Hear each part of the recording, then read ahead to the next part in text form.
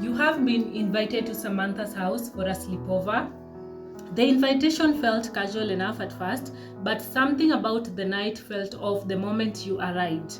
Samantha's house was not like the others in your neighborhood. It was much older, almost ancient, with creaky wooden floors and cold, musty smell that lingered in the air. When you step through the front door, you are immediately greeted by Samantha's grandmother, a woman so pale and fragile, she almost looks translucent in the dim light. Her frail hands tremble as she presses a folded piece of paper into each of your hands. "Make sure you follow the rules, girls," she says, her voice weak but sharp. "They will keep you safe." You look around at the others, Samantha, Jess, and Nina, all with the same puzzled expression. Jess lets out a small laugh, but it dies in her throat when she notices how serious the old woman's face remains. "Don't worry about it," Samantha says, brushing her hand through her hair awkwardly. Grandma's always been a little weird about rules. You nod, trying to shake off the growing unease. It's just a sleepover. But as you open the paper, the air seems to grow colder. The note reads, "Do not leave the bedroom after midnight. If you do, stay away from the basement. Do not go near the stairs leading down. Do not open any closed doors. Even if someone is knocking, once the doors close after 12 a.m., they must stay closed. If you hear crying, do not search for the source. It is not someone who needs your help. Only one person can look into the bathroom mirror at a time. If you see someone else's reflection while you are alone, leave the bathroom immediately. If you hear footsteps in the hallway after 1 a.m., do not look outside. Stay in your bed, pretend to be asleep. By 3 a.m., someone may try to join the sleepover. No matter who they look like, no matter how much they beg, they are not your friend. Do not talk to them, do not acknowledge them, do not open the door. If you hear the sound of scratching on the walls or floor, ignore it. It will stop eventually." The room falls silent as you all read over the rules. Jess nods, breaking the tension. "Is this some kind of joke?" she asks, tossing the paper onto the floor.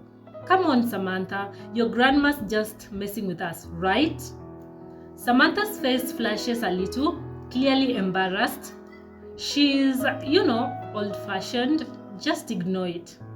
Nina, though quiet, has her eyes fixed on the paper, rereading the rules. But why the basement? And what does it mean about someone joining the sleepover? This is kind of creepy. Samantha shrugs, but you can tell she's uncomfortable.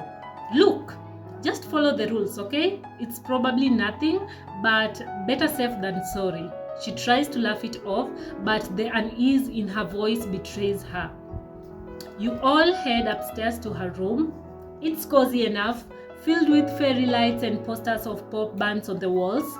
The atmosphere lightens a little, and soon you're back to watching movies and eating snacks.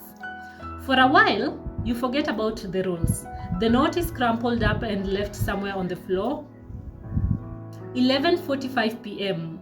You are halfway through a movie when Nina asks to use the bathroom. The mention of the bathroom stirs an uneasy feeling in your stomach, but you shake it off.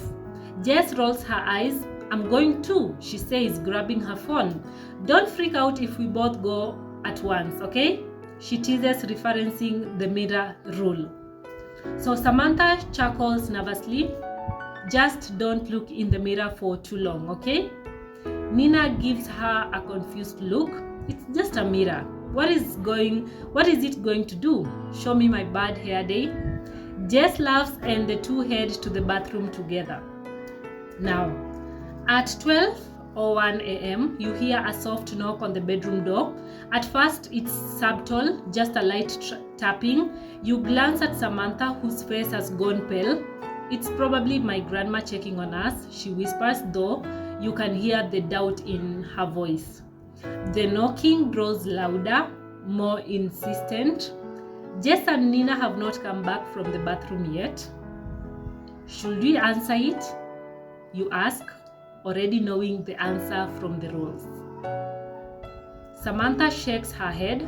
No, we can't. Just wait. The knocking stops abruptly. You all sit there in tense silence, the atmosphere in the room becoming thick and suffocating. You exchange glances with Samantha, who is clutching her pillow tight. 12:30 a.m.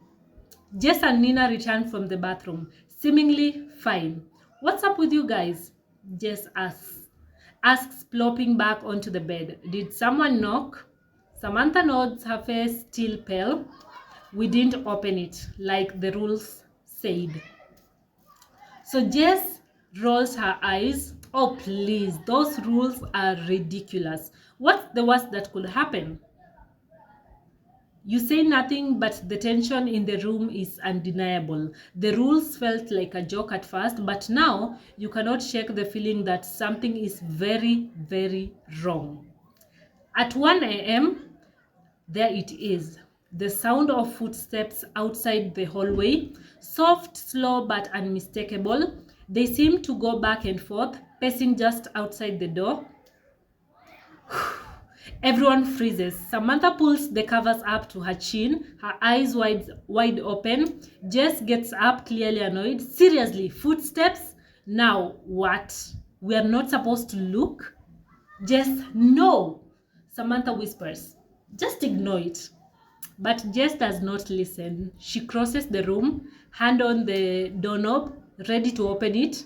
You want to stop her, but fear has you glued to the spot. To be continued.